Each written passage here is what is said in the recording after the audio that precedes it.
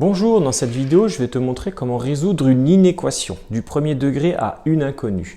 Alors, je t'ai préparé sur le tableau deux inéquations. Nous avons la première, x-4 supérieur strictement à 2 et 5x-4 inférieur ou égal à 1. Tu as bien entendu que j'ai bien parlé d'inéquation. Il s'agit d'une inégalité qui est caractérisée à la différence d'une équation dans laquelle on utilise le signe égal. L'inéquation est caractérisée par l'utilisation de signes supérieurs strictement ou inférieur ou égal. Au même titre, nous pouvons rencontrer supérieur ou égal ou inférieur strictement. Tout dépend de l'énoncé. Alors, nous parlons d'inégalité et nous cherchons les valeurs de x pour laquelle ou lesquelles l'inégalité est vérifiée. C'est le principe de résolution d'une inéquation. On cherche là où les valeurs de x pour laquelle ou lesquelles l'inégalité est vérifiée. Alors, je vais commencer par te résoudre la première inéquation. Nous lisons x-4 supérieur strictement à 2. Comme je l'ai énoncé avant, je cherche là où les valeurs de x pour laquelle l'inégalité est vérifiée. Je cherche seulement x. Or, dans ma première inégalité, j'ai moins 4 dans le membre de gauche qui nous gêne. Je vais donc devoir l'éliminer. Je te propose une méthode qui est très détaillée. On verra dans d'autres vidéos une méthode qui sera beaucoup moins détaillée, plus rapide et qui te servira majoritairement en salle de classe.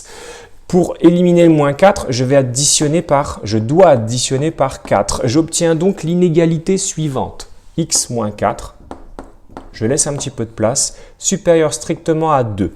J'additionne par 4, à gauche et à droite. Tu le sais, moins 4 plus 4 s'annule. Il nous reste donc x strictement supérieur à 2 plus 4, 6. Voilà mes solutions pour l'inéquation. Tu as bien entendu les solutions. Nous n'avons pas une seule solution. Ces solutions peuvent être représentées sur une droite graduée, ce que je vais faire juste en dessous. Je trace une droite que je gradue en partant de 0, en allant jusqu'à 6. Tu vas comprendre pourquoi je vais jusqu'à 6. Parce que les solutions de mon inéquation sont les x qui sont supérieurs strictement à 6. C'est-à-dire que mes solutions se situent sur cette partie de ma droite.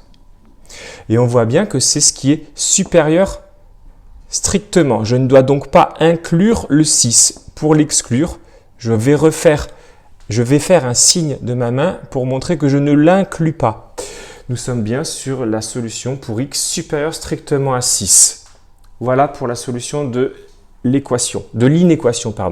Alors, certains professeurs assurent la partie qui est non-solution et vont considérer en rouge la partie qui est solution. Attention, je précise, certains professeurs vont assurer la partie solution et considérer la partie non-solution en ne faisant rien. Tout dépend du professeur et la méthode qu'il va utiliser. Moi, je te propose la méthode où je vais colorier la partie solution et assurer la partie qui n'est pas solution.